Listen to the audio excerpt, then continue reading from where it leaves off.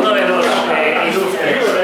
Me pongo acá al costado y proyecto la voz simplemente. Bueno, muchísimas gracias a todo el mundo por venir. Me tomo 30 segundos antes de que hablen las personas realmente importantes para presentar este espacio. Me está contando Darío los segundos. Avísame cuando llegue 20, Darío. Para las personas que sean primera vez que vienen acá, les cuento que este espacio es Café Artigas. Somos una cooperativa de 10 personas. Yo soy Carlas, el bibliotecario, pero tenemos a Catalina, que es bailadora de flamenco, y atiende el café, a Blas, que es bailarín, y ya tiene el café, y a mucha otra gente que anda dando vueltas por acá. Tenemos un café, tenemos un teatro, de repente va a empezar a salir gente sudada de ahí, van a escuchar gritos, bueno, es normal, no está ocurriendo ninguna cosa que atente contra la moral, sino una clase de teatro. Y tenemos acá una librería, que es la librería Astronauta, y una biblioteca, que es la Biblioteca Popular Accesible, y es la única hasta donde sé. Estoy siempre atento a que la gente informada como Darío, como Alejandro, como Cristian me avisen de lo contrario, pero hasta donde sabemos es la única biblioteca especializada en ciencia ficción, fantasía y terror de Argentina. Y bueno, básicamente es un lugar donde la gente se reúne a conspirar y a charlar de estas cosas como la que va a ocurrir hoy. Estos géneros literarios que nos gustan, hacemos presentaciones de libros, charlas, aparte de funcionar como biblioteca en sí, y tenemos ya muy cerca, a 2 semanas de nuestra fiesta mayor, que es el Encuentro Cercano. El Encuentro Cercano es una convención de ciencia ficción, de literatura de ciencia ficción. En 2 semanas lo arrancamos, viernes 10, sábado 11, domingo 12. Estamos llenos de charlas, de actividades. Si nos acompaña la suerte de los trámites y la diosa de los trámites, tendremos la calle cortada con una feria acá afuera de libros editoriales, y están todos y todas invitados a venir al Encuentro Cercano. Y yo ya me callo y dejo la palabra para Cristian. Gracias, Carlos. Bueno, antes que nada, déjenme agradecerles por haberse personado, por haber venido hasta acá en esta tarde gris, que creo que es ideal, ¿no? Para tomar un cafecito, algo caliente, estar entre amigos y escuchar buenas historias. Y lo que les traigo hoy es justamente una buena historia. Es la historia de la revista Umbral Tiempo Futuro, una revista que se ha transformado con el paso de los años en un nombre mítico acá en Argentina y también en el exterior, sobre todo en países de Hispanoamérica. Les voy a hacer un breve repaso de lo que fue la revista, los inicios, génesis de la revista, y después no quiero ocupar mucho tiempo porque los quiero dejar con los 4 protagonistas que me parece que son de lujo. Haberlos podido juntar a los 4 hoy acá me parece una cosa maravillosa. La historia de la revista Umbral Tiempo Futuro comienza en los años 70. A principios de los 70, cuando un marplatense llamado Nahuel Villegas, que era fanático de la ciencia ficción, de la fantasía, del terror, de la radio y del cine, decide empezar a escribir. Empieza a escribir sus propios cuentos. Trabajaba en Entel, que era la antigua empresa telefónica. Ahí conoce a su esposa, Alicia Sellares, se casan y paralelamente deciden formar un programa de radio en una emisora atlántica que todavía a día de hoy está, LR Bucel. Comienzan con el programa y el nombre que eligen para el programa es Umbral Tiempo Futuro. En ese programa, que quedó en el recuerdo de muchos marplatenses, sobre todo hoy en día, empieza a tener un contacto muy dinámico con el público. Como en el programa, era un programa que iba a la noche, duraba hasta las 12 de la noche, más o menos desde las 9, 10 de la noche hasta las 12. Él leía un cuento en cada programa e interactuaba con los oyentes. Los oyentes le mandaban mensajes y muchos incluso iban a ver, a presenciar el programa a la radio, y después terminaban todos en un famoso bar que hay ahí en Culo, tomando café y charlando hasta la madrugada. Eso pasó durante 2 años. El programa duró de 1972 a 1974. Nahuel Villegas, que era un hombre muy curioso, muy dinámico, muy activo, le gustaba mucho hacer todo el tiempo, junto a la esposa, junto a Alicia, conoce a Fabio Serpa. Todos nosotros conocemos a Fabio Serpa, el de los ovnis, ex actor, etcétera, etcétera. Bueno, cuando lo conoce, entablan una gran amistad. Tal es así que Fabio va periódicamente a Mar del Plata a visitarlo, le gusta el programa que inicia Nahuel, Y comenzamos una amistad bastante fuerte, sobre todo porque tenían mucho en común. A ellos les gustaba mucho todo lo que tenía que ver con los fenómenos paranormales, con la ciencia ficción, con la ciencia, con la fantasía, con la imaginación. En una de esas tantas charlas que tenían cuando salen de la radio, caminando por la Rambla, se ponen de acuerdo para sacar una revista. Fabio ya venía sacando lo que era Cuarta Dimensión, ya tenía éxito con Cuarta Dimensión. Cuarta Dimensión en esa época vendía muchos miles de ejemplares con el sello Más Allá de la Cuarta Dimensión, que también era un himno a una vieja revista de los años 50, que era la revista Más Allá de la Teoría de la Vida. Cuando se juntan, deciden aunar fuerzas y sacar otra revista, pero dedicada a la narrativa. Pero bueno, ya tenemos la revista, como decía Fabio, que se encarga de la documentación, sobre todo del fenómeno OVNI, cosas extrañas, pero nos falta una revista que se dedique a la parte narrativa. Bueno, ¿qué te parece si hacemos una revista que se llame Umbral Tiempo Futuro? Así nace esta revista. Entre sueños, proyectos, paralizaciones que hubo en el medio por cuestiones socioeconómicas, por convulsiones en el país, desde el 74, que pasa esto que yo les comento, hasta el año 77 queda en stand-by el proyecto. En el año 77, cuando las arcas de Fabio Serpa vuelven a estar un poco más llenas, deciden emprender el proyecto de una vez por todas y arrancan con Umbral Tiempo Futuro, editado por la editorial Cielo Sur, que es una editorial que dirigían los señores Rubén Alperani y Ricardo Portal, conocidos también porque habían empezado en Patoruzú en las épocas de Dante Interno, y trabajaron luego, sobre todo mucho en la revista Humor, en la revista Saturicón, se conocían como Estación. Ese fue el comienzo de la revista Umbral Tiempo Futuro. Cuando comienza la revista Umbral Tiempo Futuro, el gran factotum fue Fabio Serpa, que era el director general, el director literario. El puesto ese recae en Nahuel Villegas, obviamente. Los dos primeros números que lanza, que yo se los voy a mostrar acá porque trajimos para que la gente pueda saber de qué se trataba esto. Este es el primer número. Miren.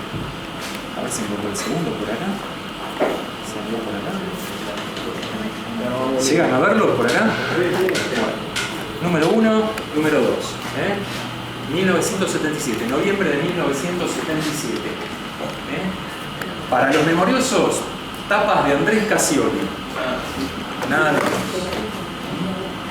Hasta el número 3 dibuja las tapas Andrés Cassioli. Bueno, los dos primeros números salen comandados de esa manera, como les dije, por Fabio y por Nahuel. A partir del número 3, como los lectores pedían, hay alguien que quiere entrar, me parece, Frank.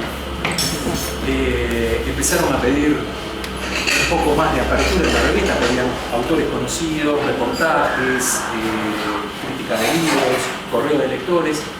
Si hay una cosa que tenía Fabio era que era un tipo muy atento, con los radares siempre encendidos para lo que era el público y lo que pedían los lectores. Entonces deciden tomar esto en cuenta, abren las puertas de la revista para que empiecen a entrar un poco más de aire fresco, para circular un poco, y deciden hacer entrar a algunos miembros que trabajaban en Cielo Sur Editora. Entre ellos estaban nada menos el señor Oscar Vilvino, que hoy lo tenemos acá presente, que empezó en este ambiente de la mano de Dante Quinterno en Patoruzú en los años 50, nada menos, la señora Susana Kovic, que es un prócer directamente, sobre todo en referente a literatura juvenil e infantil. No exagero con eso de prócer, no exagero.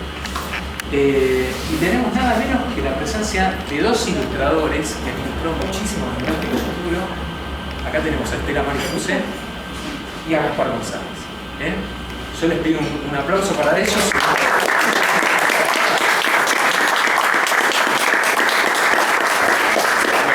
El Tiempo Futuro duró 9 números con 2 extra hasta 1979. Después, en 1983, se reeditan 4 números cuando ya cierra Cielo Sur Editora, lamentablemente, pero esos 9 números quedaron en la memoria de casi todos los argentinos.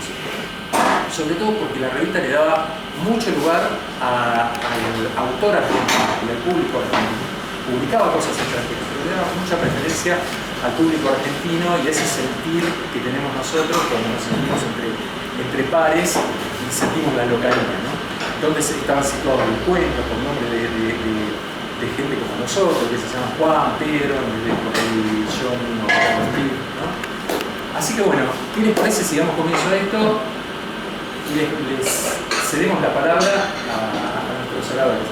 Yo quiero comentar un poquito.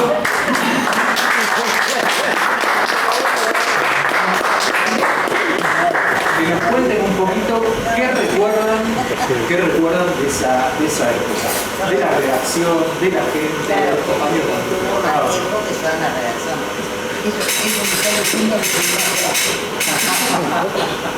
No empecemos a tirar. ¿Qué es lo que querés saber? Vos habías empezado a buscar, si no recuerdo mal, en realidad profesionalmente en la época de Edad de Hierro con Patorucito, ¿no? Claro, yo empecé a escribir Patorucito, Don Fierro, todas las historietas chicas de Patorucito. Después escribí Patoruzú en la época de los grandes, las aventuras de Patoruzú, de Patorucito, que salían mensualmente y eran las formato paisano. En el Patoruzú tradicional no llegué a escribir porque no era de este siglo, era del siglo pasado. Pero en Umbral Tiempo Futuro sí empecé desde el principio con Fabio cuando él estaba en Gaona, al lado del Automóvil Club. Y ahí empecé a escribir algunos cuentos que ya leíste vos, que están ahí. Y fue una experiencia linda, muy linda. Pero era muy difícil la ciencia ficción, ¿no? Siempre fue difícil. Primero porque no tenés cómo sustentarlo. Porque es todo fantasía y hay mucho de verdad, pero ¿y quién te comprueba lo que es verdad? Es un tema muy difícil, aún hoy. Si vemos hoy las editoriales, no van en fuerte a la ciencia ficción. Te tiran algunos datos de algo que pasó en Europa, pero ciertamente no van muy afuera. Y generalmente como el descrimiento está y la chancanería también existe, se va a perder. Creo que fueron buenos años. Decime una cosa, ¿te acordás de Nahuel Villegas? Nahuel Villegas, le contamos a la gente que falleció joven, era el director, publicó muchos cuentos, falleció joven ya por los años 80 y llegó a tener incluso no solo el programa de radio, sino un programa de televisión. ¿A qué edad falleció? Quizás en sus 50 y pico. Era joven, sí, era joven. Ahora creemos, no estamos seguros todavía, estamos en plena investigación con eso. Pero creemos que Alicia, la esposa, aún vive en Mar del Plata. Sí. Alicia Sellares. ¿Cómo lo recordás? ¿Recordás? Un loco lindo que si no fuera por él la ciencia ficción no hubiera llegado a tanto. Era un apasionado, era un loco. Para escribir ciencia ficción tenés que tener algo de locura. Si no, no te das. Pero bueno, también tenés que ser medio loco para escribir Patoruzú. La historieta siempre necesita algo de locura, porque sobre todo porque pisaste terreno que no conoce nada. Ese es el beneficio de la historieta, que nadie se puede retrocar nada. Y Umbral Tiempo Futuro creo que tenía un poco eso, ¿no? Nahuel Villegas, creo que lo dice en uno de los editoriales, de dejar paso a la imaginación sobre todo. Es toda imaginación. Sí, pero no eso. Es toda imaginación. La historieta es toda imaginación.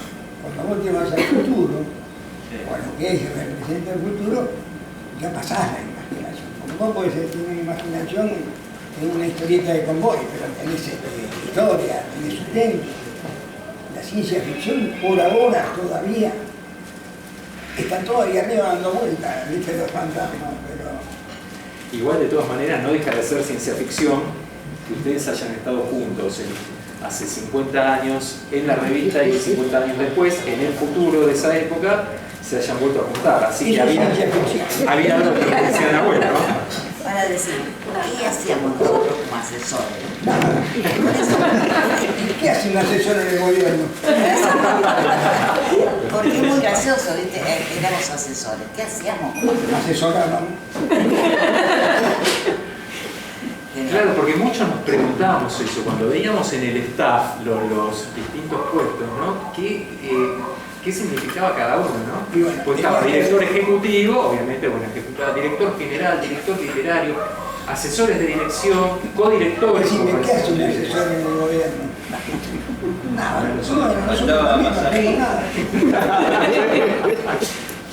No, indudablemente algo teníamos que ver. Bueno, vos dejaste muchas cosas escritas, lindas.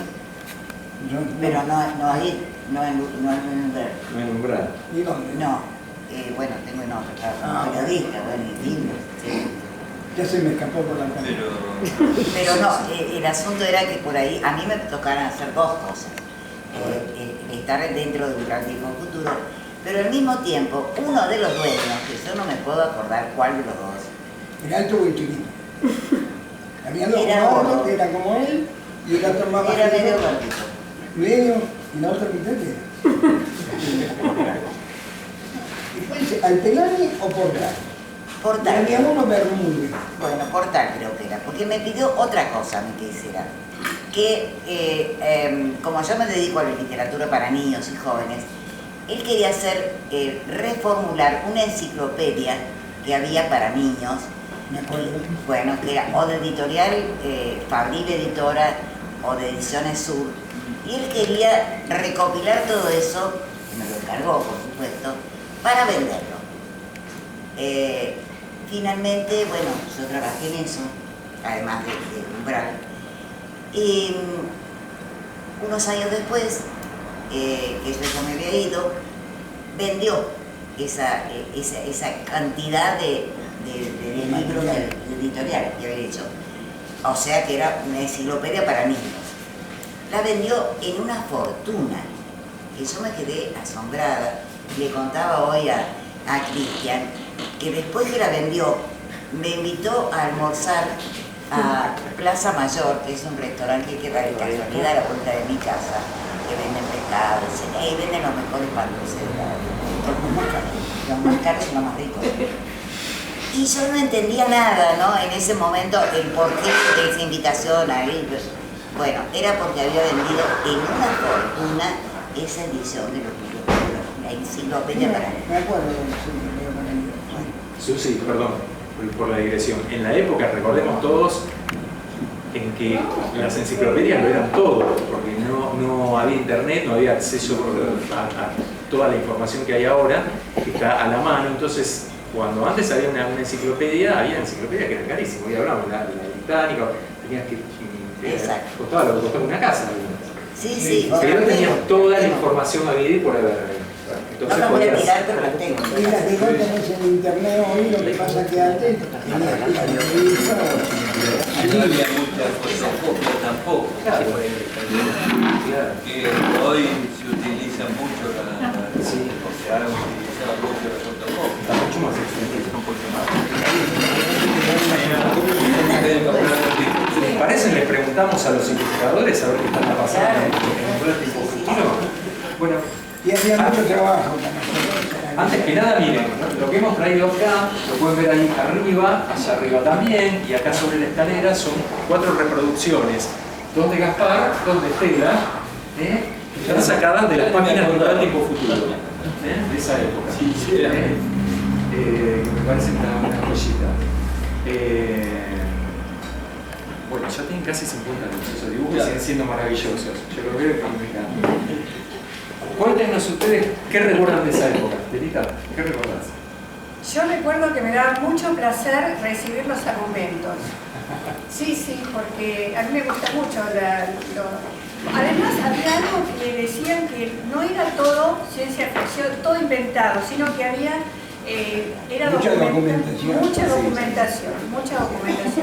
Entonces a mí me atraía muchísimo, me encantaba, me resultaba misterioso y además me abría la cabeza, porque yo me creo todo, entonces el hecho de poder ilustrar algo que te dicen que está documentado y que es tan casi inaccesible en otros lugares, que no lo podés leer tampoco, me da muchísimo placer ilustrar y volar ahí con las ilustraciones. La verdad que me encantó. No recordaba que había hecho tantos dibujos, pero sí me acordaba que en una oportunidad me dijeron, mira, como vos estás haciendo muchos dibujos para hacer todas técnicas distintas, porque si no se van a ver que solamente somos las que no se gustan. Claro, había un plantel corto para ahorrar dinero justamente de ilustradores, que eran 4 o 5, y lo que pretendían muchas veces los editores era que, si me equivoco, que firmara por seudónimo algunas cosas para dar la impresión de que era más largo. Eran distintos ilustradores. Claro. Aprovechamos y le mostramos a la gente tus tapas. Bueno, Hay 3 tapas de Estela, o 4, ¿no? En la revista. A ver. Acá tenemos una. Número 5. Número 9. ¿esta? ¿Sí? Sí, esa es tuya. Esa era tuya. ¿Es esta? No Sí. me acordaba de esto. Con esta tapa pasó una cosa muy curiosa. En realidad habías dibujado la tapa para una novela de amor, que era más chiquita, que se llamaba Amor a toda velocidad, y como no tenían tapa a la hora de hacer la revista, tomaron el recuadro del dibujo de Estela y lo pusieron acá. Increíble. Ahí está. Ni yo sabía imaginar lo que han hecho con Tenían que cobrar el doble. esta también. Ahí está. Y esta también que se ve bárbara. Ahí está, fíjense. Con todas las letras. Estos son los dos extras. Los dos extras. Sí, ¿Eh? sí. Uno en color rosado, casi rojo, y este en color azul. Son prácticamente dos números más. Y adentro hay, por supuesto, Adentro hay muchísimos dibujos de Estela, porque Estela fue la dibujante más fecunda del Real Tiempo Futuro. No dormía, me encantaba. Muchísimo, e incluso un Gran Tiempo Futuro le daba mucho lugar a los dibujos. Sí, sí, sí. O sea, era una revista muy ilustrada. Si ustedes se fijan, miren, yo les muestro así a grandes rasgos, aparte de fotos, había mucho dibujo, algunos chicos, otros a doble página. Cuando hacían los libros los encontraba. Teníamos la ventaja Tengo un par, pero nada más. de que en aquel entonces una de las cosas por las cuales se podía hacer más trabajo de dibujo era porque la fotografía no salía muy bien, es decir, había, no sé, pero no había las maquinarias que llegaron a ver al día de hoy. Bueno, de hecho, ustedes me dirán si es cierto o no. A mí lo que me fueron informando con respecto a la revista, yo lo que vi que los 2 primeros números, por ejemplo, de Umbral, contienen muchas fotos, más que nada fotos. O sea, los cuentos y las notas se ilustran con mucha fotografía. A partir del número 3, cuando los lectores empiezan a pedir más dibujo y más interacción, empiezan a publicar una cantidad enorme de dibujos. Ahí entra Gaspar, entra Estela, creo que también estuvo Liotta dibujando, que firmaba como un seudónimo, José Liotta, era otro de los dibujantes. José Liotta era Y el padre de Liotta Claro, de humor. de humor. Y después estaba el gran dibujante Carlos Magallanes, Carlito Magallanes trabajaba conmigo, era un gran ilustrador. Hay muchas ilustraciones de él. Magallanes sí, yo lo he conocido. lo llegaste a conocer Lo he también. llegado a conocer, sí. Él trabajaba. Bueno, era de mi generación, más o menos. Trabajaba mucho en Patuchito. Partió muy poco. Muchas historietas. Y bueno, yo, a decir verdad, creo que las ilustraciones, no recuerdo bien. ¿Vos recordás, Gaspar, cómo llegaste a Cielo Sur? ¿Lo conociste a Fabio Cerro? No, a Fabio Fue por Cerro no lo he recomendación. conocido, pero ocurre que también viene esto porque en cierto momento, junto con mi amigazo Frank Silati, habíamos hecho trabajo para Cielo Sur. Claro, Precisamente ¿no? hay una historieta que es de ciencia ficción, no es Umbral, es la revista Top. Top Maxi Historietas, Historieta, 1970. que se llamaba Paraíso de Héctor Oester, Con dibujos de ustedes. y con dibujos nuestros que han servido como también, de alguna manera,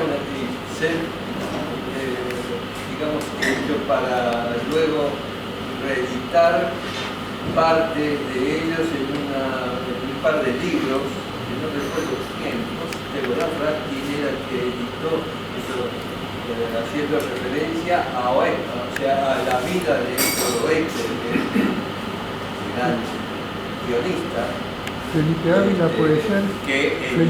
Puede ser Felipe Ávila. Felipe Ávila, sí, exactamente. Era el que editó 2 libros referentes a Oestergen. Y ahí Oestergen y las invasiones extraterrestres. O algo así. algo de eso, sí. Y yo tengo los libros esos. Y están se ven dibujos de muchísimos. Y estamos entre ellos, nosotros dos, Fran y yo, con esa historieta que, no sé, pero tenía un algo que se destacó, digamos, no sé si periodísticamente han hablado muy a favor de esa historieta, que llamó mucho la atención, más allá después de la tan Sí, conocida aparte era un del Eternauta. Era un guión unitario. Claro, era unitario, exactamente. Sí.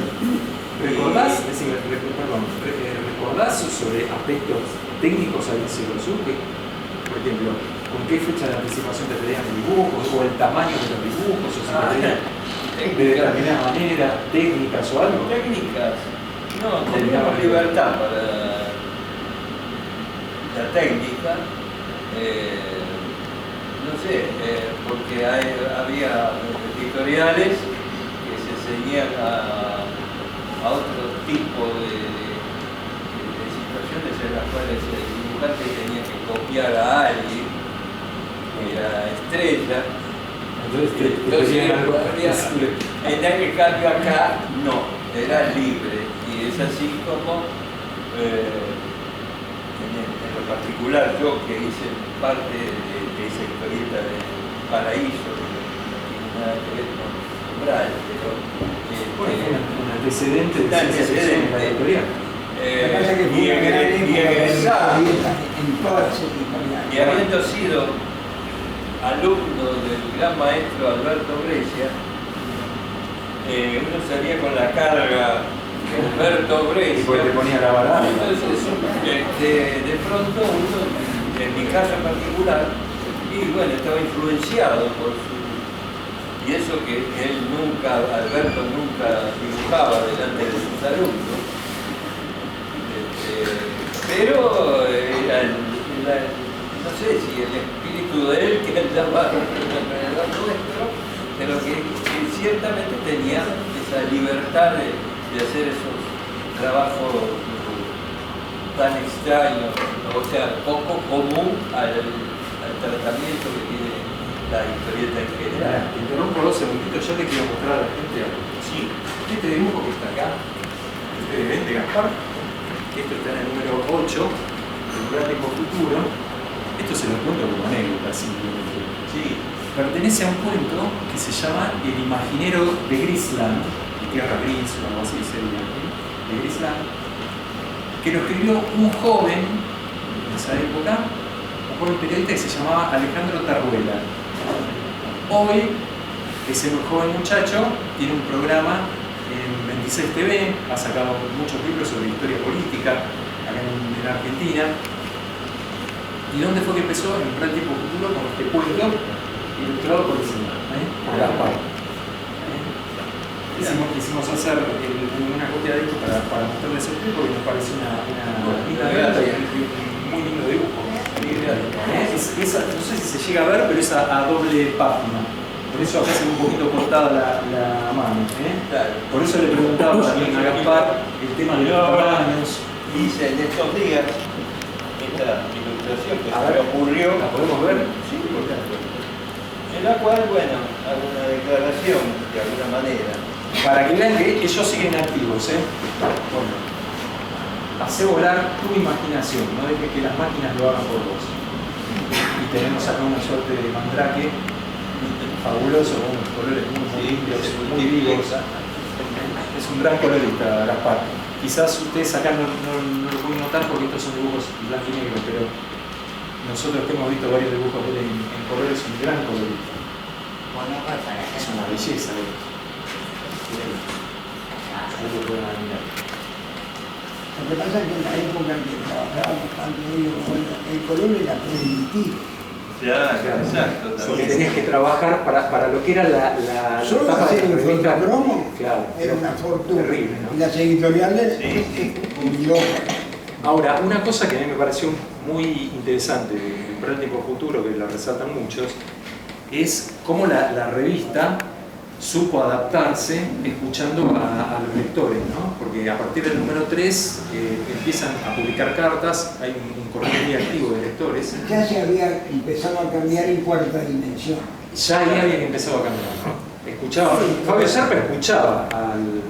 Sí, había cartas de lectores y había cuentos de lectores. Había cuentos de lectores también. Y si no cambias a tiempo, vas perdiendo. En aquella época no había tanto, ¿te imaginas ahora? Y sí, tenés que cambiar porque te lleva el mundo. ¿No lo ves en la televisión? Sí, sí, sí. Cambian los programas toda la semana. Hoy está este, mañana no está, después está el otro. Allá tenías que cambiar, tenías que imprimir, tenías que poner, las editoriales tenían que poner mucho dinero. Oscar, y decime, ¿se acuerdan, llegan a acordarse con Susana de, por ejemplo, lo que eran los tiempos que manejaban, por ejemplo, para cada edición? Había un tiempo limitado, les decían hay que laburar y terminar todo la semana que viene, en una semana. Sí, eso fue Siempre a corriendo de atrás, ¿no? Siempre estás expuesto a la fecha de cierre. Sí. No te olvides que muchos... Era la guillotina permanente. Eso siempre siguió, pero no te olvides que nosotros los que trabajamos, tuvimos la suerte de trabajar con esos monstruos de dibujantes y escritores. Todo eso, yo me acuerdo, lo estoy viendo ahora, los dibujos que son grandísimos, estaban enrollados, iban a Ezeiza y se mandaban a España, a Italia, por todo eso, pero no había internet. Entonces tenía que mandar los rollos. Eso creo que fue un plato volador, perdón, ¿no? Ahí viene otra. Eso también estaba. Eso también. Sí, eso sí. Me faltaba. Fíjate lo que había que hacer para publicar en Italia o en España. Después lo veía uno acá. Eran tiempos heroicos esos. Era el mundo que nos tocaba vivir. ¿Qué sé yo cómo hacían los incas? Hacían una piedrita y... No. Bueno, yo no sé si ustedes están de acuerdo. Acá mucha gente nos ha dicho, a veces hablando con Carlos, les preguntábamos a dibujantes, a autores, a editores, y un común comentario que recibimos siempre era que nos dicen que en los viejos tiempos, entre los años 40 y los años 80, que se trabajaba así al filo, siempre con el plazo de entrega en la espalda, que a veces esa presión también te obligaba a esforzarte y a hacer mejor. Había veces que te mataban porque quedabas dormido, sin comer, tenías que entregar sí o sí, y otras veces salían buenas cosas. Yo entré a trabajar en Paturuzú cuando tenía 16 años, menos, 15. Era cadete. Ayer. No mientas, no te hagas el pendejo. Y te digo más, me acuerdo que yo era chico, y algunos de mis compañeros, porque un cadete por semana o por día tenía que ir a Fabril Financiera, que estaba allá en Barracas, a llevar los dibujos, porque llegaban justo para que cayera la guillotina con el papel, para que saliera dentro de una semana la revista.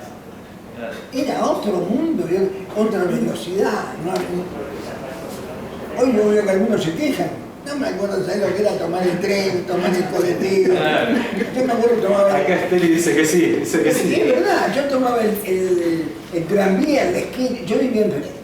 Yo vivía en Corrientes y Lambaré. La editorial estaba en Lambaré, Corrientes. Sí. La vieja editorial de Quintana, la más moderna. Tomábamos el tranvía y de ahí al centro, del centro del tren, no, de ahí del centro tomábamos un colectivo hasta Barracas. ¿Sabes lo que tardaba? Te ponían viejos los viejos dibujos, era lo que había. Y las editoriales estaban sujetas a eso. Yo me acuerdo cuando vos nombraste a Portal una vez, cuando estaba en Cielo Sur, lo que tuvieron que hacer para poder pagar el papel, porque hubo no sé qué problema, acá en este país que tuvo problemas, y no sé dónde se vino el dólar. Tuvieron que vender media editorial para pagar una... Eso lo sé porque yo lo viví. Media editorial, lo que tenían aparte como resto, para pagar la edición de la revista que salía. Porque es como si hoy tenés una editorial y tenés un dólar que vale 2 y mañana vale 20. El papel se paga en dólares, o sea, en aquella época se pagaba en dólares, ya debe ser igual. Y más que tenés que cumplir con tantos plazos con las revistas. No, Todas las revistas. o cumplís o desaparecés, porque siempre hay otro que tiene más que vos y compra esos papeles que nadie tiene. No, vivir acá y laburar en la editorial. Yo hablo del rubro que conozco, supongo que en la electrónica debe ser igual, pero en papelería. Igual, de todas maneras, Oscar, si me permitís, teniendo en cuenta lo poco que han durado casi siempre las revistas fantásticas en Argentina o de ciencia ficción, en verdad el Tiempo Futuro tuvo una vida bastante larga, porque fue del 77 al 79 inclusive, y después yo no sé si ustedes llegan a recordar esa época, yo les voy a mostrar acá a todos los presentes, se hace una reedición en el año 83 de 4 números de la revista, ¿verdad? Esto fue una especie, una suerte de reedición, otra revista, que se llamaba Selección de Relatos Fantásticos, que era el epígrafe que tenía dentro Un Gran Tiempo Futuro. Un Gran Tiempo Futuro, Selección de Relatos Fantásticos. Y acá se recopilan algunos cuentos, inclusive el tuyo, sale en uno de estos. Y sale 4 números. Esto fue año 83. Ya después cierra la reedición. Claro. Y ahí cierra Silencio, justamente. A mí no reeditar, estaría pero reeditar. Claro. Tan es así que salen hasta incluso con las mismas planchas y con el correo de lector, todo incluido, y había pasado ya 4 años. Mis hermanos son de ahogado. Claro. Y no aprovechaban lo que tenían, lo podían reeditar. Tendrían muchas tapas editadas, entonces le ponen un cosito arriba, Lo retapamos. con el número. Las editoriales hicieron muchas chantadas, chantaron algunas. Bueno, Fíjate que las que más sufrieron fueron las grandes. sí, bueno. Las grandes editoriales del gráfico, de las revistas de mujeres, desaparecieron casi todas. Atlántida, Abril, todo. Porque la televisión la fue matando. Ah, que Y una mujer que va a comprar el Maribel, como se llamaba, cuenta, yo me acuerdo que Interno tenía cuenta. Fue la primera que cerró Interno, de todas las famosas, después cerraron las otras. Pero cuéntame que una revista que vendía, yo me acuerdo que me quedaba como pibe porque yo era chico que estaba ahí, pero las pilas de cuéntame que salían para las editoriales, en menos de un año desapareció. Y era costoso, porque eran revistas de casi 100 páginas, 100 y pico de páginas, papel y ilustración. Bueno, hablas ahora uno de papel y ilustración, se lo valía un fortuna. Lo que valía un fotocromo.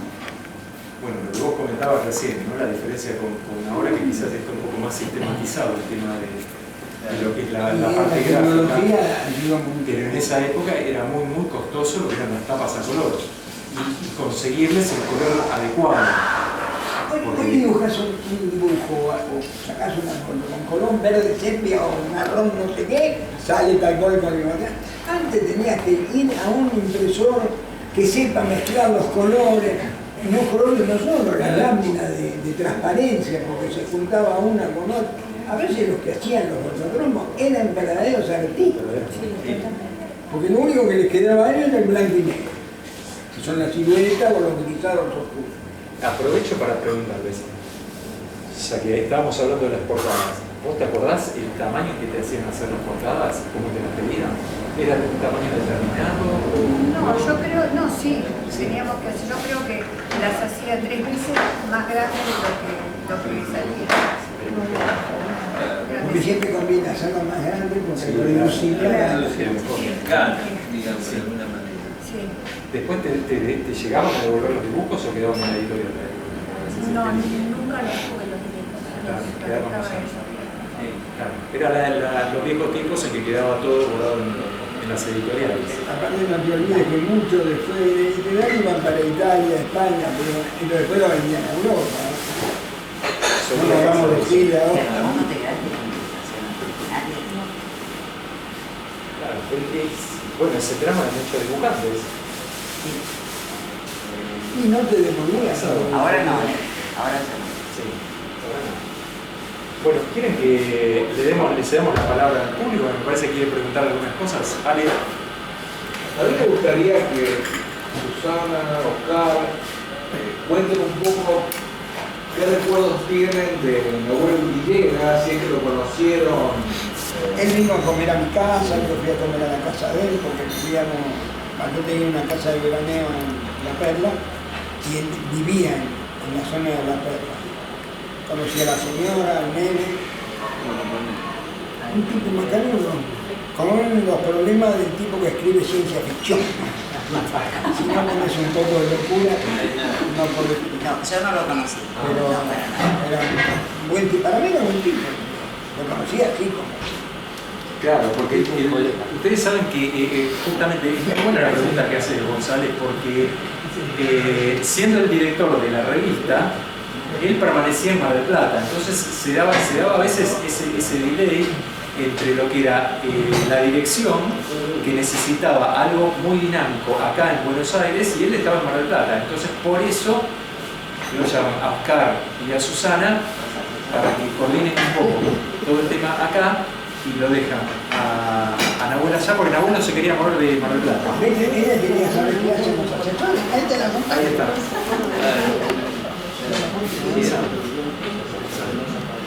¿Qué recuerdo tienen de Juan Jacobo Bajarlía en la etapa de...?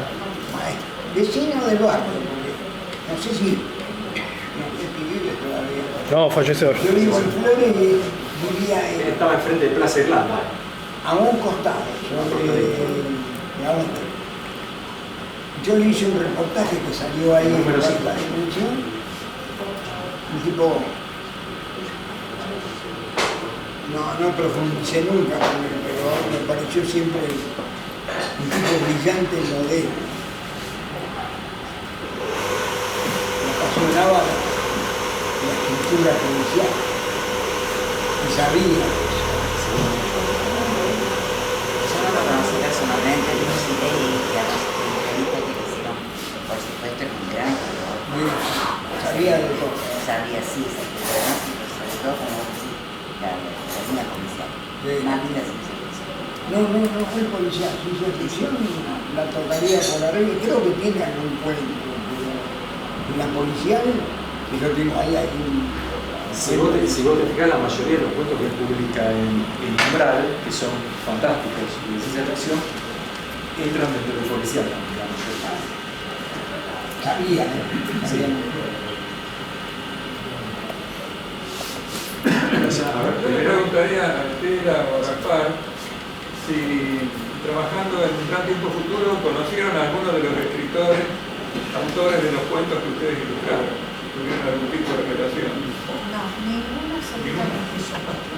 ¿Vos, No recuerdo, no conocía, pero no tenía trato con Actualmente Oester. hay. Es decir, a Oester que lo conocíamos mucho también porque era amigo de Alberto Brescia. Y nosotros estábamos estudiando en IDA, en el Instituto de Directores de Arte, así llamado. Y bueno, era una visita, una habitual. Como venían otros tantos, sean guionistas o dibujantes. Teníamos ahí, conocíamos, ¿cómo se llamaba? El que hacía La Vaca Aurora. Nico Recorrido, exacto. ¿No venían a visitar a él o también dice nosotros? Sí, que de hecho un viejo respeto en esa revista que vos mencionaste, que era Top Maxi Historieta, que fue una revista muy buena, de 20 y pico de números, creo, sacó a principios de los 70. Él llegó a publicar historietas de ciencia ficción porque el viejo respeto le gustaba mucho lo que era la ciencia ficción. De hecho, quien haya leído alguna vez La Vaca Aurora lo debe saber porque está todas las situaciones y las peripecias de la ciencia ficción. Había de sifones atómicos, a ovnis, etc. Me perdí de que era de traducir. Claro. Ahí lo conocí. Ese fue otro de los escritores talentosos de ficción. Inventar una vaca como ella. No cualquiera, ¿eh? Es cierto. Y mirá que la hizo famosa, ¿eh? Oh, que había por allá. ¿Me recuerdan cuando Fabio Zarpa deja su lugar a Nahuel Villegas? ¿Recuerdan los motivos? No, nunca dejó de ¿Perdón? Nunca dejó de...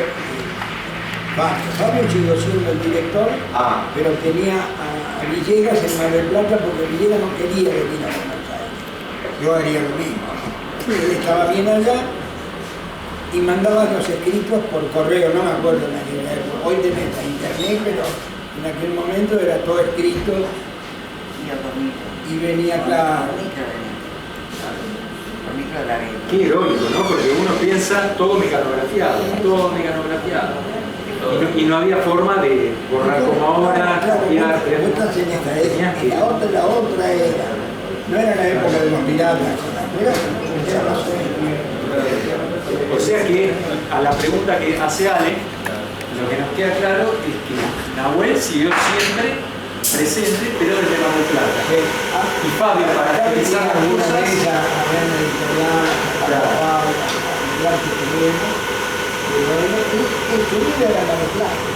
porque la radio la hacía desde Mar del Plata. Él la empezó haciendo para Canal 9 de Mar del Plata. Era otra radio. El programa que yo les comenté. La ventaja que el internet era la radio. No necesitaba hacer escrito. Era todo oral. Pero acá vino siempre, venía de visita. O arreglar algún problema con Fabio, que era el director. Claro, era radio. ¿No? Era radio. Claro. Bueno, él, de acuerdo por lo menos a la información que nosotros logramos recabar de gente que escuchaba ese programa, el programa Un Gran Tiempo Futuro, antes de existir la revista, Nahuel era un tipo muy activo, que había sido lector de Más Allá, de la revista Más Allá de Editorial Abril, y empezó leyendo muchos cuentos y novelas de Más Allá, como por ejemplo El Día de los Trifios. Imagínense leer El Día de los Trifios, una novela impensable hoy día, ¿no? En radio, a lo largo creo que de 3 o 4 ediciones, y la gente todavía hoy se acuerda de eso. Hoy, 2026, se acuerdan de eso. Si uno ve los comentarios en Facebook, se acuerdan de eso. ¿Vos te acordás las mujeres que escuchan las mujeres? Me acuerdo de mi mamá, de María, las novelas por radio. Hoy ¿quién va a escuchar radio si tiene la tele? No, aquello era imaginación. Y Claro. cada cual tenía en su mente cómo era el personaje. O sea, cada uno, aunque escribía, porque tenía relator, señalando ciertas cosas que no podían ser resultadas mejor con la palabra, así como el actor, la actualidad, cosas. Entonces, la gente iba a imaginar, venía el gaucho a caballo y uno lo veía imaginativamente. Se agarraron a palo entre varios y todo. Había que imaginar. Y después se querían matar al maldito que nunca faltaba, porque siempre tenía que haber un villano. Un villano, pero total. O sea, el malo era malo. Los sonidistas también, importante. Claro, los sonidistas hacían todo el trabajo. Así que, claro, después representado.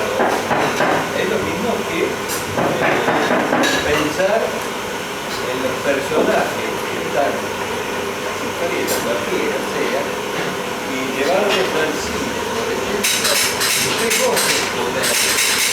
Porque, ¿cómo sería? Claro, cada uno tiene la imaginación y este tipo habla así, este tipo tiene esta voz, no la mía.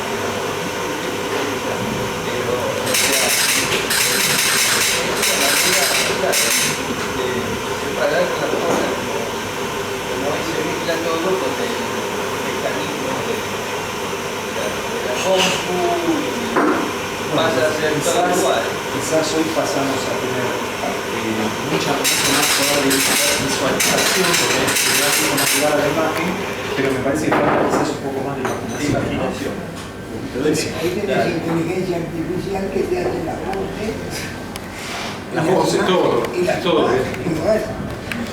¿Alguna pregunta por ahí había? Darío. A ver. ¿Qué tirada tenía la revista? ¿Qué tirada tenía la revista? Bueno, no escuché. ¿Qué tirada tenía la revista Un Gran Tiempo Futuro? 3.000 ejemplares. No, ha llegado a tener más. Ha llegado a tener más de 10.000, que 10.000 era como tocar el cielo con la mano, y entonces pasaría 2 o 3 veces. Lo normal era, como dice ella, 3.000, 5.000. Que con eso también no se sabía mucho, tenía mucho costo. Y bueno, yo tengo una pregunta con respecto a eso. De todas maneras, me imagino que para la época también, hoy ya sería una locura, no termine que en vez es una barbaridad. En esta época unidades de 200. Yo un reportaje que le llegué a hacer a Juan Jacobo, el segundo, porque ya se lo hice en la casa, él me llegó a decir, sí, más o menos me dijo entre 3.000 y 4.000 ejemplares, decía él, pero lo que me decía, ustedes me dirán si confirman eso, que o sea, tenía un público como muy fiel a la revista, seguía mucho la revista y por eso salió un gran tiempo futuro, por eso salió esos ejemplares, la cantidad de lectores que tenía cuarta dimensión, porque fue un desprendimiento. Claro. Más grande que cuarta dimensión, porque cuarta dimensión uno la tenía muy asociada a los platos voladores, a los extraterrestres. Y un gran tiempo futuro que cayó un poco para el público como lo que esperaba, que era la ciencia ficción. Rayo voluntoso, grandes genes. Pero bueno, la ciencia ficción tenía que tener mucho material para seguir editando. Y todo viene de afuera, la verdad. La mayoría sí. Bueno, por eso es importante el lugar que quedaba. Yo creo que fue una gran idea, no sé de quién ha sido esa idea en la revista, pero cuando proponen lo que se llamaba punto del lector, ¿no? Que o sea, le daban un lugar, como decía Susi, no solo le daban un lugar al lector a través del correo, que se llamaba correo láser de lectores, sino que abren una puerta más y le dan la oportunidad de publicar cuentos que aparecían bajo el título Cuento del Lector, ¿no? Que ahí aparecen algún cuentista de la época de más allá, incluso aparecen algunos personajes conocidos, como había un nombre que se llamaba Roque de Pedro, que creo que fue una periodista y de un par de medios conocidos, creo que estaba en La Opinión, en La Razón. Creo que lo vinculo más al espectáculo. Me parece que sí. Me parece. Y bueno, llegaron a aparecer en esa sección. Ricardo Ferrari, que algunos lo conocerán como un guionista muy conocido de ciencia ficción hoy, publica su primer cuento de Un Gran Tiempo Futuro, el número 8 también, ¿no? Lo que pasa es que en Argentina los costos editoriales son muy altos. Claro. No podés bancarla con 10.000 ejemplares. 10.000 ejemplares absorben la parte pequeña y el resto. Y si no tenés continuidad, porque el negocio del editorial, que debe ser como otros negocios que no conozco, es la continuidad de vender. Si vos vendés 10.000 hoy, 10.000 pasado y 10.000, te va a costar, pero lo vas sosteniendo. Ahora, si vendés 10.000 hoy, 3.000 el mes que viene y 1.000 dentro de 2 meses... puede ser yo. Va para abajo. Aprovecho para hacerles una pregunta y dejo que siga el público si quieren preguntar. A mí lo que me había dicho Bajarría con respecto al final de Un Gran Tiempo Futuro es que no deja de salir por falta de lectores, sino lo que me había comentado él, que se había debido a que en esa época, año 79, había habido un cimarronazo, no sé si con $1 o con un precio de papel, habrá sido lo que vos me comentabas. Ahí se lo subo a la cayeron mucho. Es lo que, de la misma manera lo que te decía. Por más que vos tengas buenos escritores, buenos dibujantes, si no vendés, y cuando vos bajás el promedio de venta, no aguanta el mínimo. ¿Cómo le pagás a un dibujante, a un escritor, si no te dan? Por ejemplo, Siglo Sur existió muchos antes cuando vendía los dibujos a Italia, porque acá no tenía costo. Y todo lo que publicaba acá en la revista de Chilo Sur, que estaba corriendo de fantasía, que eran de la otra editorial, esas eran de Columbia. Columbia la podía sostener porque tenía buena venta y tenía una editorial muy montada, grande, no como si no vendía lo que vendía Europa, uno de acá no podía pagar el café con él. Por eso digo yo que tenía menos ejemplares que los No, pero la Argentina 5.000 acá no le alcanzaba. Yo me acuerdo que Interno cerró Patrusú. Yo recién había empezado a trabajar y después se iba enterando de todo. Cuando llegó a vender 150.000 hectáreas en las nubes y cerró cuando bajó a 100. Cerró, la dejó de sacar. Entonces, claro, uno tiene que saber sus cosas. Yo me acuerdo en Patrusú, en la Marín Corriente, era un edificio de 5 pisos que era de él. Hay que mandar las 5 pisos. Entonces lo que era lo conozco bien porque vivía en frente. Claro, sí. Y era un poco, era muy alto. Me acuerdo que Interno imprimía las familias financieras. Estaba en Barracas. Pero tenías que imprimir para tomarte el costo. Y aparte, me imagino, que te den bola de ese dinero. ¿Cómo? 150.000 ejemplares. No, pero en aquel momento tenía así. No tiene que estar en el Vendía eso por semana. Por semana vendía eso. Por semana. Y cuando llegaba a fin de año había el número especial. Claro, el libro de oro. El libro de oro. Mira, el libro de oro yo me acuerdo, y eso me acuerdo como si lo estuviera viendo. Llegó un momento que llegó a vender medio millón de ejemplares. Pero me acuerdo que ¿te acordás cómo se repartían? Los ejemplares iban al interior, Interno tenía la misma distribución del interior, ya se mandaba por todo el mundo. Pero en el interior le tenían que mandar una carta a la editorial con la cantidad de ejemplares que quería. Y no le podías devolver ninguno después, porque había una, me acuerdo de memoria, algunas cosas, por ejemplo, del interior le mandaban pedir 100.000 ejemplares. Si vendías 99.000, sí, los 1.000 de devolución no te lo aceptaban. Ah, mira, no Era como un conocía. claro, él tenía que imprimir, pero tenía que bancar. No, ninguno del interior le pedía 100.000. Pero, pongo un ejemplo, uno le pedía 10.000, pero otro se tenía que dar 1.000, tenías que serte responsable de la comunidad. Por eso era un monstruo. Cuando salía el libro de oro, se salía 6 meses antes.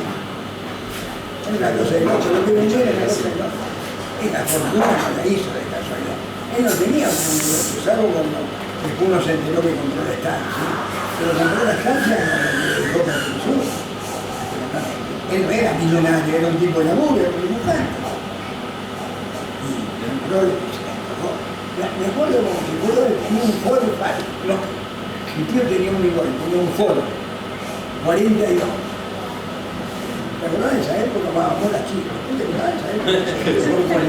Mi tío lo paraba porque acá estaba Dante Quintana. Sí. Yo vivía acá en Corrientes y en la otra cuadra. Pero en la misma cuadra de Quintana, antes de llegar a un barco acá, vivía mi tío, mi abuela, mi tío. Y mi tío tenía un Ford, no 40, no me acuerdo que era así, 43, 45, ¿te acordás? Eran hermosos. Y Quintana cuando venía lo dejaba ahí en la puerta, había estacionamientos. Que me acuerdo que fue el primer auto del barrio, que yo me enteré después, que había hecho lo había puesto las cubiertas que no se pinchaban. Eran rellenas de goma pluma, que después se hicieron famosas. Tenía la alegría, él podía comprar 100 autos. Me acuerdo que una vez compró para la fábrica 50 remotas. Eso nunca me lo dijo. ¿Qué crees? Porque no puedo si tiene que ver. A ver, Oscar, permíteme. Tela y a Gaspar, si recuerdan, además de inspirarse por la misma lectura de los cuentos que recibían, el material que recibían, si recuerdan haber buscado inspiración en algún material en particular o si había alguna revista o libro o algo que ustedes recurrieran para encontrar un estilo, sí, referencias para encontrar una manera de ilustrar las historias. ¿Recuerdan? Sí, como. Yo siempre vi mucho. Ay, perdón. Sí. Libros de arte. Por eso después, bueno, nada, desarrollé la pintura, la escultura y me dediqué a eso, pero siempre veía muchos libros de arte y eso me encantaba y Y recién me decía Vale que hay una de las tapas que había un ilustrador que se llamaba Fran Frazetta. ¿Te acuerdas? Yo estaba enamorada de los dibujos de Frazetta y los dibujaba y los dibujaba y los dibujaba, y una de las tapas aparece uno de los personajes de ellos. Bueno, sí, hay una. A ver si lo tenemos acá. El que Miren, está la chica. es el 7. Ni me acordaba que lo había hecho, pero no reconozco. Me salió la hilacha ahí de la admiración. Claro que sí. Bueno, este es el dibujo que dice Estela. Muy en el estilo de Frank Frazetta. Con la chica, acá está el dragón gigantesco atrás, acá se ven las lunas de Marte. Muy lindo, muy colorido, aparte. Lástima que no se puede conseguir el material. Y esto debe haber sido tamaño Eso era apreciable, bastante ¿no? grande, sí, creo que lo pinté con pastel eso también. Muy lindo, muy lindo. Claro, no. Uno se inspira así. Bueno, por entonces también existían películas de las cuales había por los 50 había cada película que Eso te había estudiado, astronauta. Lo que te pregunta, ¿a vos te habías estudiado todo eso? Hay algunas cosas que no he visto mucho, pero lo mucho, o sea, lo poco que he visto, claro, eso de alguna manera me quedó. Y bueno, eran, hoy por hoy, quedan cómicas esas películas, porque pero, bueno, los astronautas viajaban en colectivo, digamos, de hoy. No había ocurrido nada con respecto a que todavía astronautas de verdad. Creo que no había llegado al espacio. No había llegado ni había eso después, claro, surgió después del 57, cuando Yuri Gagarin, el primer astronauta que pega la vuelta a la Tierra, en fin, eso también atrajo más el interés por el buscar. Sí, hubo un par de puntos referenciales para la referenciales totales, claro. eso, ¿no? Sí, eso visto hoy en aquellas viejas películas son risueñas, por el detalle de eso, en cambio, no sé, bueno, hoy por hoy ya tenemos muchos más elementos donde basábamos, desde que el hombre fue a la luna, no es primera. Siempre está la duda, si fue cierto, si no. Bueno, bueno, eso ya pero sí lo hicieron acá nomás en la Argentina, por el lado de San Juan, está el Valle de la Luz, es parecido. Perdón, ¿alguien tenía una pregunta más por ahí? Yo quería contar algo. A ver, Susi. No, es lo que te conté en el auto. A ver. Nosotros trabajamos en una oficina que no vino, lamentablemente, Rita Pioli, que hacía todo el área de Tráfico se llamaba. Tráfico se llamaba, exacto. Y era, bueno, repartir la revista y dónde y cómo. Pero lo increíble era que en esa misma oficina éramos tres. Estaba un guionista excepcional, que es Guardia. Ustedes conocerán por Tuquín, ¿no es cierto? Y todas las demás cosas. Rita y yo nos quedamos embarazadas de nuestra segunda hija, primero para mí, juntas, no sé cómo sucedió, cómo colegio. Entonces en la editorial nos cargaban y nos decían que nos había embarazado Wade, porque trabajaba en la misma oficina que nosotros. Yo lamento que no esté Rita hoy porque habíamos quedado que a lo mejor venía. Me he perdido vista, como te perdí de a todo el mundo de esa. Rita Pioli. Habla de Rita Pioli, que trabajaba en la sección tráfico en un práctico. Claro, Rita sí, que era más o menos de mi misma edad y trabajamos juntas.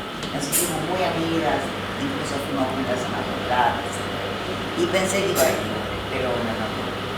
Y la otra anécdota que también la conté cuando me dieron la homenajeado, que a mí me tocó trabajar con Westergel. Yo era secretaria de redacción de Villiquen y como obligación de secretaria de redacción teníamos que corregir todos los textos que la gente escribía. O sea, Westergel se sentaba detrás de mí en mi escritorio y cuando terminaba de hacer un guión me decía, bueno, Susana, corregímelo. Maestro, ¿qué le voy a corregir? Ni se me ocurre, por favor. Pero lo que aprendí, indudablemente, no le corregía ni un punto, ni una coma. Lo leía. Y lo que yo aprendí es hacer guiones. Eso fue increíble. O sea, gracias a Westergel que aprendí a hacer guiones. Y yo hacía después guiones para niños en una revista que se llama, no está más, Familia Cristiana, con quien era el dibujante de ella, Liota. Que no sé si dijo, No. Liota que sería un poquito mayor que yo. O sea, bueno, esas son dos anécdotas que quería contar porque Waden, digamos, no trabajaba para un gran tipo, trabajaba para pero sí para Cielo Sur. Pero bueno, un genio. No, calladísimo, no hablaba ni una palabra, absolutamente nada. Pero éramos tres en la misma oficina. Eso, digamos, uno recuerda todo la historia de los personajes. ¿Cómo? Que fue famoso. Muy reconocido. Sí, no, ni hablemos. Y además manejaba, como decíamos con Cristian, más de 5 idiomas. Excepcional. Y Westergel, lamentablemente, en la época que yo estaba en Villiquen, tuvo problemas con las autoridades de Editorial, que ya no le dejaban escribir los guiones que le hacían hacer otro tipo de historietas, de guiones menos comprometidos, menos importantes. Y me decían, era por ahí de 70 y pico, me decía, viste Susana, como me tengo que reducir. O sea, esa amistad con Bueno, ¿alguien quiere hacer alguna pregunta más? ¿Cuándo vuelve Umbral Tiempo Futuro? Porque quedaron algunas series pendientes, por ejemplo, El Viejo Gigante de Mercurio, que publicaron 2 episodios, anunciaron un tercero, pero no se publicó. Todavía estoy esperando. Tiene razón, es que salieron los 2 primeros números. Sería lindo retomarlo. Cristian la puede dirigir. Totalmente. Seguro. Sería un honor. Para 60.000 ejemplares. Con 300 está bien. Estaría bien, ¿no? Hay que conseguir un financista. Venimos al equipo original, así que la base está, como decía el Romero Vega. A ver si hago yo a vos una pregunta. A ver, ¿qué fue lo que te motivó, digamos, meterte tanto dentro de lo que es el mundo de las editoriales y el tema de la ciencia ficción? ¿Nos digo precisamente esta revista o anteriores a esto? O alguien en Umbral es una de las primeras que yo recuerdo. O sea, yo mis recuerdos, yo me crié, igual mi historia es la misma historia de Mariano, de Darío, de un montón de gente como yo, que teníamos como una doble vida, en buen sentido, ¿no? Por un lado jugábamos a la pelota en el club, en la plaza, en todo el mundo, andábamos en bici, y por el otro lado nos gustaba mucho esto. ¿Por qué? Porque en nuestras casas habíamos visto revistas o libros, y a mí particularmente me llamaba mucho la atención desde chiquito. Yo quería leer un libro a los 4 años. Entonces me llamaba mucho la atención lo que era la palabra escrita y los dibujos. Entonces me crié en una casa donde mi hijo, mi abuelo también, tenían libros, revistas, y para mí era como mis amigos cotidianos. O sea, eran tan amigos los personajes de los libros y de las revistas como mis amigos en la escuela y en el club. Entonces, ¿qué pasó? Umbral, por ejemplo, fue una revista que a mí mi papá vino con 9 números y me los regaló cuando yo era chiquito, muy chico. Y yo estaba fascinado viendo, me acuerdo, los dibujos de Tela, que yo en esa época obviamente no la conocía ni nada, y jamás se me ocurrió que iba a poder conocerla. Yo estaba fascinado, los miraba desde todos los ángulos y todo, me conocía los nombres de memoria. Entonces, todas esas cosas son cosas que nos van marcando, supongo que nos marcan también un poco el rumbo. Entonces, cuando fui un poquito más mayor e independiente, se me ocurrió, dije, bueno, ¿por qué no buscamos a toda la gente esta que nos dio tanta alegría, tanto dibujantes, editores, escritores? Vamos a buscarlos, a ver quién queda y démosle voz para que nos cuenten un poco qué había del otro lado, cómo hacían sus creaciones, ¿no? Me parece un poco tributarles un homenaje a ustedes que nos dieron tanta alegría a nosotros. Sí. Muchas gracias. Gracias Por favor. Gracias a ustedes. Claro, de adentro de las revistas que una vez que se cierra, la revista queda.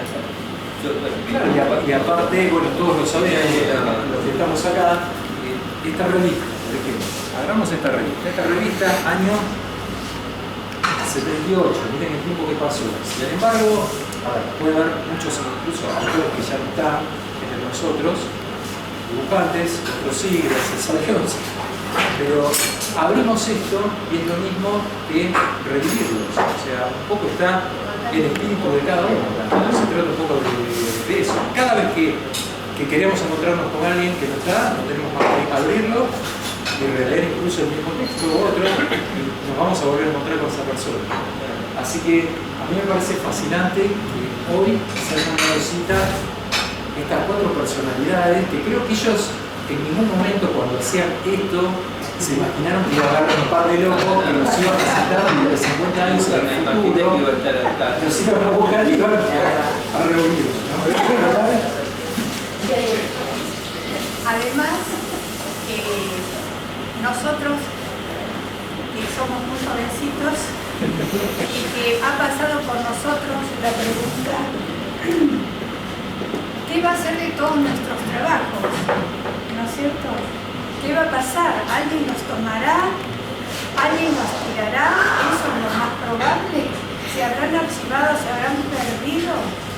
Y de repente esto que ustedes han hecho, a mí por lo menos creo que lo comparto con ustedes, me volvió, es un placer venir acá porque es como que vuelvo a Géminis, ¿no?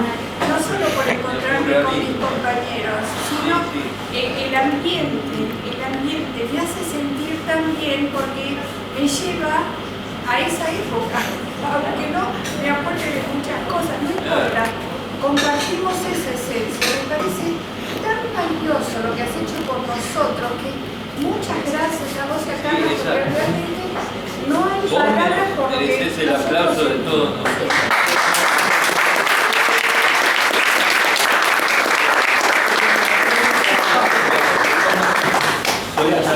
Creo que lo hacemos entre todos, ¿no? Esto creo que está bien, nadie antes se le ocurrió. Es un poquito de todo. Entonces, sos vos el hacedor de todo esto. Bueno, yo les puedo pedir un aplauso para ellos.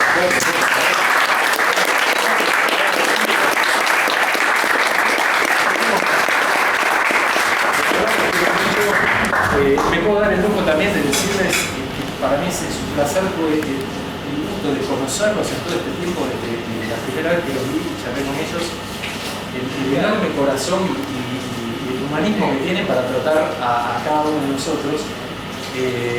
Son personas maravillosas, son creadores pero impresionantes. Y bueno, y a la pregunta, a lo que decía Estela, ¿qué va a pasar con el trabajo de ustedes? Bueno, están acá y incluso hay editoriales como la de Mariano, que hoy lo tenemos acá, Mariano Buscaglia, que es el nieto de Grecia, lo voy a decir, lo voy a decir, y que reedita todas estas cosas poniéndolas al alcance de todos los que por ahí no tienen